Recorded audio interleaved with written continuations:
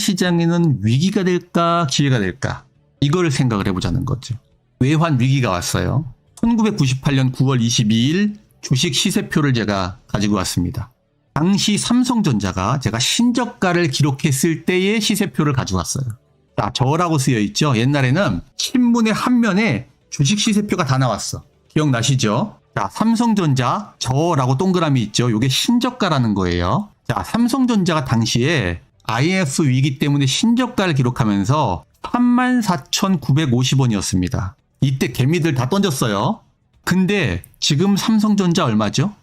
약 65,000원 정도 되죠. 이거는요 50분의 1 액면 분할을 해서 65,000원이에요.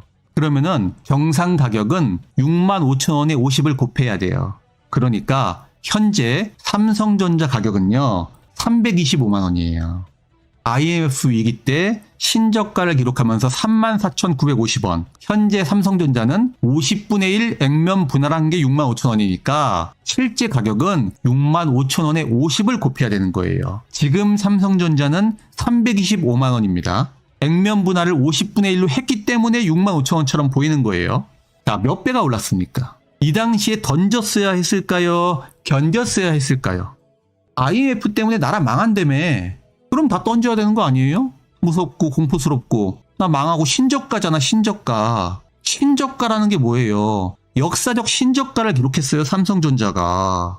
그러면 역사적으로 여러분들이 돌이켜 봤을 때 지금 이때로 돌아가 보라니까요? 얼마나 힘들겠어요. 신저가 딱 찍혀 있잖아요. 그럼 이때 힘들죠, 여러분. 최저가라니까요. 최저가. 그럼 여러분들 힘들겠어요? 힘 안 들겠어요? 엄청 힘들 거 아니에요. 여러분들 지금 힘들지요? 지금 떨어지는 것 같으니까 힘들잖아요. 그래서 여러분들 원망하고 좌절하고 막 여러분들 시리에 빠져가지고 잠도 못 자고 힘들어하고 야, 나 이거 내 투자가 잘못됐나 고민하고. 그럼 이 당시에 삼성전자 가지고 있는 사람은 다 절망하고 삶을 포기해야 됐을까요?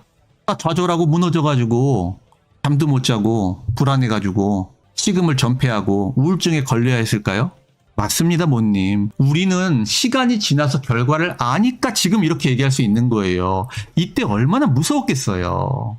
그래서 개미들이 다 시장에 매물을 던진 게 신저가로 나타나는 거예요. 왜 저가가 나와요? 보유를 안 하고 시장에 매도를 하니까 저가가 나오는 거 아니에요, 신저가가. 그런데 결과적으로 보면은 지금 몇 배 됐어요? 100배 됐잖아요, 100배. 지금 이 시간이 여러분은 위기라고 생각이 되잖아요. 그럼 시간을 10년 뒤로 돌려보자고. 10년 뒤로. 그래서 제가 채팅방에 올렸잖아요. 지금 여러분 여의도에 아파트 사면은 10년 뒤에 어떻게 될까요? 10년 뒤에 이 가격이 그대로 있을까요? 아니라는 거예요.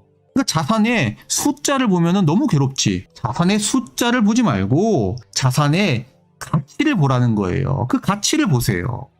가치는 변하지 않아요. 여러분의 마음과 숫자가 변하지만 가치가 변하지 않아요. 땅의 가치는 변하지 않아요. 입지의 가치는 변하지 않아요.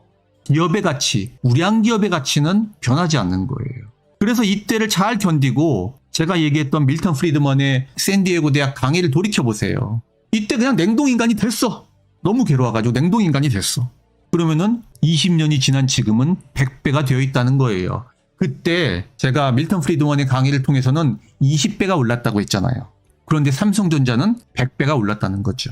그러므로 지금의 상황이 여러분들이 생각했을 때 위기인 것처럼 보이고 정말 무섭고 공포스럽겠지만 잘 견뎌나가자. 견디는 것도 투자다. 견디는 것도 부의 길이다. 제가 이렇게 말씀을 드리는 거예요. 김로이님 좋습니다. 식품도 인간도 냉동을 합니다. 냉동을 하면은 여러분들이 훗날 지금을 돌아봤을 때 분명히 그렇게 기억할 거예요. 아, 그때 잘 견뎠구나, 내가 잘 견뎠구나. 그래서 내가 지금처럼 부를 이룰 수 있었구나. 이렇게 얘기를 하게 될 거예요. 잘 견딥시다. 그래서 여러분들이 함께 힘과 용기를 서로에게 불어넣어주고 함께 의지하면서 잘 이겨나가자. 이렇게 얘기를 하는 겁니다. 자, 환율과 주식시장은 어떤 상관관계를 가질까요? 제가 먼저 주식 시세를 가져왔으니까 먼저 환율과 주식시장을 보자라는 거죠. 요 지점, 제가 지금 마우스 올려놓은 핑크색으로 된 요 지점이 바로 삼성전자가 신저가를 찍었을 때였죠. 이때는 환율은 꼭지를 쳤지만 이때는 기회였다는 겁니다. 기회였다는 거예요. 자, 그러면은 환율과 주식시장은 어떤 관계를 가질까요? 보세요. 자, 여기가 환율이 꼭지지요. 환율이 꼭지라는 건 뭐죠? 원달러 환율이 꼭지라는 거는 그 나라에 외환이 없다라는 거잖아요. 아니, 외환이 없으니까 달러가 귀하잖아. 달러가 귀하니까 원달러 환율이 높지요. 달러의 값이 높은 거지요. 그러니까 환율이 올라가는 거죠. 요거 이해되시죠? 그래서 제일 처음에 제가 설명드린 거예요. 환율이 급등했다는 거는 이 나라에 달러가 없다는 거예요. 근데 환율이 꼭지를 찍고 쭉 떨어지죠. 환율이 떨어진다는 건 뭐예요? 환율이 떨어진다는 거는 그 나라에 외환이 많아진다는 거죠. 맞죠? 그 나라에 외환이 많아져야 달러의 가치가 떨어지죠. 달러가 많으면은 달러의 가치가 떨어지는 거잖아요. 달러의 가치가 떨어진다는 게 1달러가 1,500원에서 1,000원으로 떨어진다는 거잖아요. 그래서 환율이 쭉 떨어진다는 거는 이 나라에 외환이 많아진다는 거예요. 그렇죠. 외환이 많아져야 달러의 가치가 떨어지는 거잖아요. 달러의 가치가 떨어지면서 외환이 많아지고, 외환이 많아진다는 거는 국내에 돈이 들어온다는 거잖아요. 국내에 달러가 투자된다는 거잖아요. 국내에 달러가 많아지면은 당연히 그 달러가 투자가 되니까 주식시장은 오른다는 거예요. 그래서 환율과 주가 지수는 반대 방향이에요. 환율이 오른다는 거는 무슨 얘기예요? 이 나라에 달러가 줄어든다는 거잖아요. 달러가 빠져나간다는 거지. 달러가 빠져나가니까 우리나라에 투자했던 자산들을 팔고 달러화로 환전해가지고 달러를 가지고 나가는 거잖아요. 그러니까 달러를 가지고 나가면은 이 나라의 달러 통화량이 희소해지고 적어지는 거죠. 달러를 가지고 나가려면 일단 달러로 투자했던 자산들을 팔아야 될 거 아니에요. 그러니까 주식을 팔겠지. 그러니까 빨간색으로 표시된 주가지수가 떨어지는 거예요. 이해되셨죠? 그러므로 원달러 환율과 주가지수는 정확히 반비례의 관계를 가지고 있습니다. 제가 설명한 그대로죠. 원달러 환율이 떨어진다는 거는 이 나라에 달러가 많아진다는 거잖아요. 달러가 많아지니까 달러의 가치가 떨어지는 거지. 달러의 가치가 떨어진다는 거는 1달러가 1,500원에서 1,000원으로 떨어진다는 거잖아요. 근데 환율이 떨어진다는 거는 이 나라에 달러가 들어온다는 거잖아. 달러가 흔해지는 거니까. 그럼 그 달러들이 우리나라 자산을 사거나 우리나라에 투자가 되는 거잖아요. 그러니까 주가가 오르는 거죠. 원달러 환율이 오른다는 거는 우리나라에서 달러가 빠져나간다는 거잖아요. 맞죠? 달러가 빠져나가니까 달러가 희소해가지고 달러의 가치가 오르는 거고, 그게 원달러 환율이 오르는 거잖아요. 달러가 빠져나가려면 어떻게 해야 돼요? 우리나라에 투자했던 자산들을 팔아가지고 달러로 환전해서 그 달러를 가지고 나가야 되잖아요. 그러니까 자산들을 팔지. 그러니까 자산 가격이 떨어지죠. 이해됐죠? 자, 다시 환율이 떨어지죠? 환율이 떨어진다는 건 뭐예요? 달러의 가치가 떨어진다는 거잖아요. 어떻게 해야 달러의 가치가 떨어지죠? 우리나라에 달러가 많아져야죠. 어떻게 해야 우리나라에 달러가 많아지죠? 외국에서 우리나라에 달러 투자를 해야죠. 달러를 들고 와서 투자를 해야죠. 그러면은 우리나라에 달러를 들고 들어와서 투자를 하니까 우리나라 자산을 그걸로 살 거 아닙니까? 그러면 주가는 당연히 오르겠죠. 그래서 주가가 오르는 겁니다. 이해됐죠? 그래서 원달러 환율과 코스피, 한국 주가 지수는 반비례 관계를 가지고 있어요. 요거 이해 안 되시는 분 있으세요?